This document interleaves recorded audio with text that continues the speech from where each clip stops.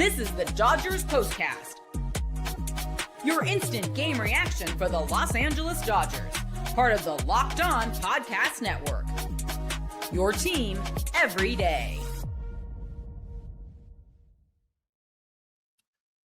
Well, that was garbage once again. Welcome to the Locked On Dodgers POSTCAST on the Locked On Dodgers YouTube channel, place to hang out when every game is done. I am Pete Fox, covering sports in LA, dating back to 2007 for ESPN LA and NBC Sports Radio. Tonight's episode of the Locked On Dodgers POSTCAST is brought to you by Game Time. Download the Game Time app, create an account, and use this code, Locked On MLB, for $20 off your first purchase. Yeah, this was embarrassing on a lot of levels. Yeah, just no offense and no fight, no want to. Another lost series to an inferior team. And today, just they were flat as a pancake. As I said in the description, offense needs some air. They are flat. And I know Max Muncy's not there. Sure, that's an excuse. And I know Tommy Edman's not there, and that's an excuse. But the rest of these guys, aside from Shohei OHTANI, did squad douche today. Will Smith left the game early with an injury. That's a little scary. Freddie Freeman did have a hit, but Shohei had 2, and the Dodgers, the rest of them had 3. 0 for 7 with RISP, left on base 10. They, what was it? 9 of 51 with the bases loaded of late. I mean, that's just, what is going on? There's no excuses for these type of ridiculously bad, lifeless play. Pirates got 2 home runs on 2 strikes. That's also not good. Grounded into a double play in the 5th inning, 1st and 3rd with 1 out, an opportunity to get something going. Freddie hit it hard, but right into a double play, and 2 for 16 over this series with runners in scoring position. There's nothing to go. That's good. I mean, I don't even know how to analyze what's happening with them right now because they're still in first place. I feel like this is the Dodgers of the early 2000s, kind of. I remember that team made the playoffs there a couple of years, like 2004, 5, 6, in that neighborhood. And I was like, yeah, but we talked about, I was doing a show in Palm Springs, California at the time. And I was like, yeah, they made the playoffs, but so what? They don't have a chance. And, you know, I kind of feel like this team is going to be that team. Yeah, they'll make the playoffs, but they're, you know, if they have to play on the road, which they will, unless they figure out a way to, that first series is 2 out of 3, I think, or 3 out of 5. I don't know. I mean, they got to, if they have home field advantage, which they probably won't unless they start winning, you know, they're going to come back home in a hole. And that is no way to start the playoffs. That is just not what you need and not what you're looking for. And it's fighting an uphill battle. So you never want to go into the playoffs struggling, scuffling, trying to find rhythm. And they're still 2.5 up on the Padres, who are also going through it right now. They're in a funk. They've dropped 4 in a row. They lost 4 to the or 3 to the Orioles. I don't know about 4, but they got swept by the Orioles. Guess who the Dodgers face next? The lowly Orioles, and who are hot after beating the Padres in 3 straight. So got to find a way to get some rhythm tomorrow, salvage 1 in this series and not get swept by the Pirates. But something's going on at PNC. What is it? I don't know. It's 3-8. So they've won 3 of their last 11 in Pittsburgh at PNC. Gregory says, I guess you're 26. What does he say here? Hold on. I guess I'll see you in 26. This season is cooked. Well, you're more negative than I am. Jose Altuve's listening. All right, cool. Astros own you. Well, thanks for nothing. Not playing the Astros right now. And they're not even in the same league. So they'd have to meet him in the World Series. So, yeah, I don't even know what that's about. You know, sometimes the comments are a little off base. I can't put this one up, but it's pretty accurate. Effing BS. Same person says, fire Dave Roberts. Yeah, again, I'm not going to put this on Dave Roberts tonight because he has nothing to do with the Dodgers going 2 of 26 with RISP. That's not his fault, right? That's not managing. That's not like he's like, hey, Mookie, go up there and get a hit right now. Or to Freddie, hey, Freddie, bases are loaded. We need you to go up there and get a hit or not hit into a double play, right? And, oh, you hit into a double play? Well, that's my fault. I should have been more emphatic about telling you to not hit into a double play. So, Gregory also says, WTF did I just watch? I know I think that's a good way of describing it. It's not what they're capable of. And it is mind boggling and head scratching from the standpoint of they fall apart on the road and they come into these games with no energy and no fight. And it just seems like they're sleepwalking through these games as if they were 12 up in the West, right? And even then, if they were 12 up in the West playing like this, it still wouldn't be like, that's okay. No, it's not okay. You got to be a hot team going into the playoffs. So look, the one thing that we haven't seen from the Dodgers recently is going into the playoffs without that bye the first week.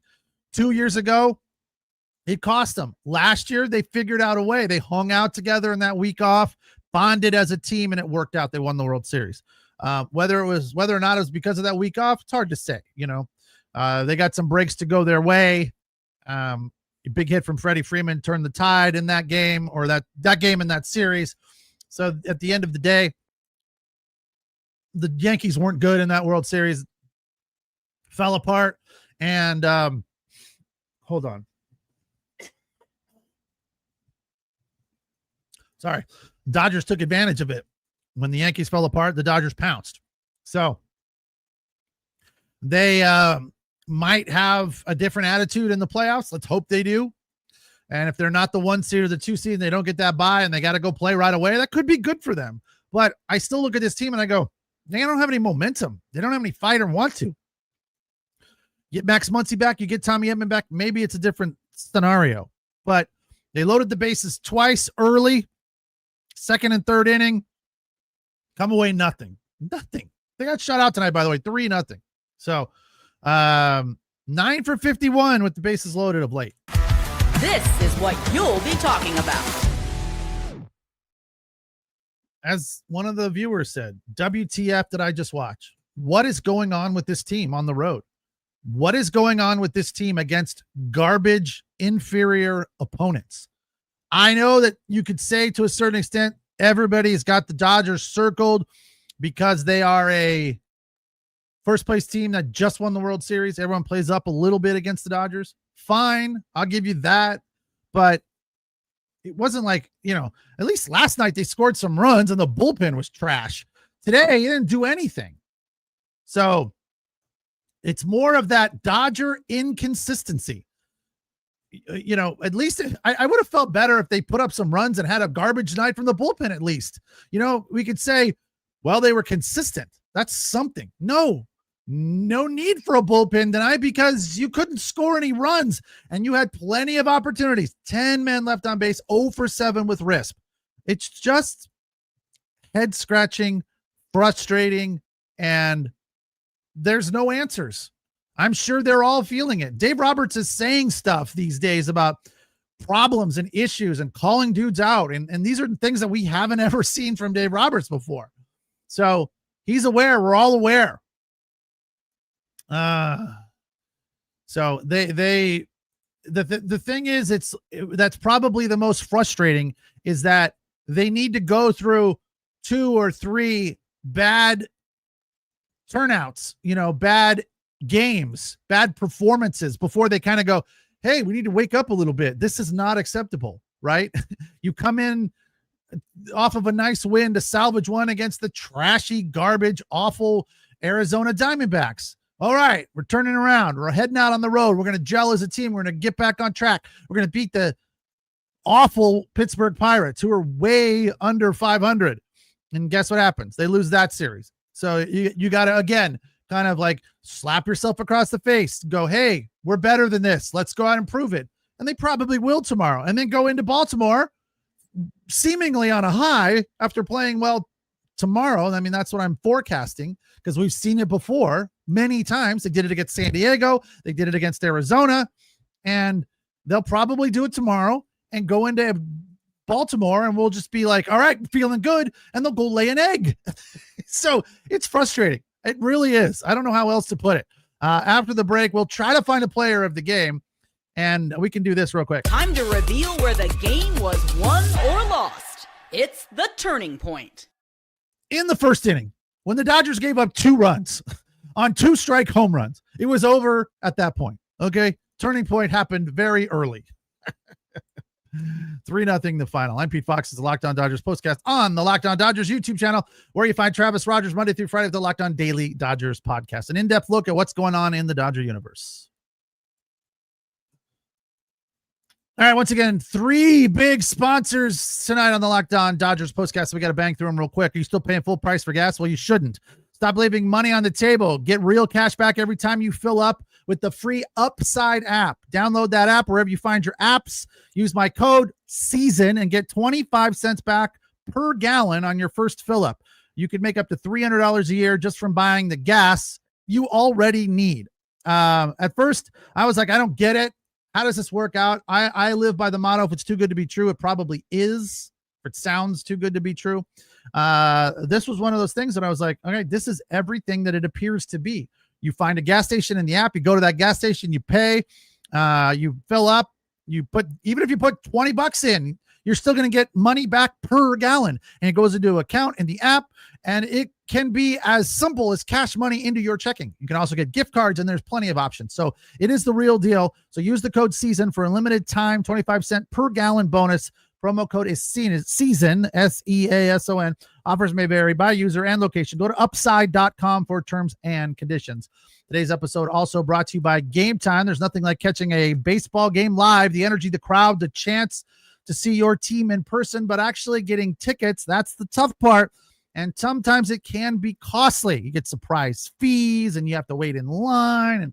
And even sometimes you can wait in line sitting at your computer in your office. So this is a whole lot easier and a whole lot more economical.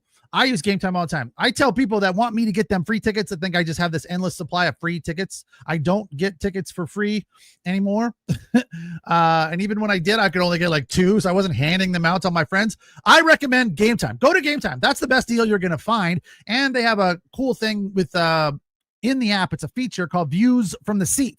So if you pick up some tickets and you think, I don't know, are these too far out because they're a really good bargain, you'll see your view from those seats. And sometimes moving over a section or up a section can save you money, but it doesn't change your view all that much. So download the Game Time app, create an account, and use the code LOCKEDONMLB. That's LOCKEDON MLB for $20 off. Swipe, tap, ticket, go download Game Time today. Today's episode also brought to you by Monarch Money. Most people can't name all their financial accounts or even what they're worth, whether it's the 401ks, properties, or investments. And when you don't have the full picture, you can end up leaving money on the table. That's where Monarch Money comes in. It's an all-in-one personal finance tool that brings your entire financial picture into focus. It's clean, easy to use. It's a clean, easy to use interface on your laptop or on your phone. It's really good to know what you're spending on certain things: food, entertainment, gas. That's where Monarch Money comes in. It also tells you what's coming in as well as going out, like your investments, your if you have rental properties, or if you have an investment portfolio. It gets it all there, and it gives you a clear picture of what's happening with your financial planning. So don't let financial issues cause you problems. Don't let your financial opportunities slip through the cracks. Use the code LOCKEDONMLB at monarchmoney.com in the browser for half off your first year, 50% off the first year. monarchmoney.com. Use the code LOCKEDONMLB. All right, Dodgers lay an egg, a big fat Pittsburgh Yin's egg today. Stinky Yin's egg, a Permante's egg, a Yin League egg. It was not pretty in any way, shape, or form. Shohei OHTANI was okay. Didn't pitch today because he wasn't feeling good. That might have made things different if he did pitch, although he hasn't been great of late, and the Dodgers did nothing offensively. So I don't know, but he's had a bit of a stomach bug or something. And the fact that he got 2 hits is fairly remarkable. That's nice to see. So I guess this is the Locked On Player of the Game. 2 nights in a row, Mr. Ohtani, player of the game, the only Dodger with 2 hits, the rest of them 3 combined. It's ironic when Mookie and some of the other big guys, Teo, Freddie did have a hit, but some of the other Dodger sluggers, Andy Pages 0 for 4. When those guys go over, it seems like that's when Dalton Rushing and Freeland get hits. You never see Freeland and Rushing get hits when Pages, Betts, and Ohtani get hits. That would be nice one time to see, hey, let's everybody get some hits. That'll probably be tomorrow. But Shohei Ohtani, 2 for 5 tonight. Did strike out twice. Those weren't pretty, but look, he was the only guy doing anything for this team offensively, and he is the player of the game. Emmett Sheehan got the word that he was pitching yesterday, so he came in, did okay. 4 2/3, gave up 2 runs on 5 hits. Again, 2 home runs in the first with 2 strikes. That's an epidemic that we talked about yesterday, that the Dodgers have to be better with 2 strikes. You cannot give people pitches to hit. You have a statistical advantage at that point. Take advantage of it. Use it. Stop throwing pitches over the plate. Stop throwing hittable pitches with 2 strikes. I mean, someone's got to walk in there and maybe state the obvious, right? It seems frustrating among many other frustrating things going on with this team. 2 out, 2 strikes hits are terrible. Got to clean that up. He did have 6 Ks, which was nice to see. Kasparis gave up 1 run on 2 hits over an inning and a third, and Robo went 2, struck out 24 pitches in a 3-0 loss for the Dodgers. So we turn the page once again, put it in the rear view, try to salvage one tomorrow. It's Blake Snell versus Paul Skeens. Great. Paul Skeens. Yeah, awesome. He's terrible. His record is terrible. 9-9. Well, he's on a bad team, but he's got a 2.05 ERA. I don't know. Maybe the Dodgers will get up for a good pitcher. They don't get up for bad pitchers, so maybe having Skeens on the mound will wake them up and be like, hey, this guy's the real deal. Let's go out and show him who's boss. I don't know. I'm just grasping at straws right now. I'm like, like any sort of completely random, implausible scenario seems like it could be feasible. So that's what is going on tomorrow. First pitch 3:40, Snell versus Skeens. We'll be here on the Locked On Dodgers YouTube channel to break it down when it is over. So thanks for watching. Thanks for listening. Appreciate the comments as always. We'll talk tomorrow. Have a good night.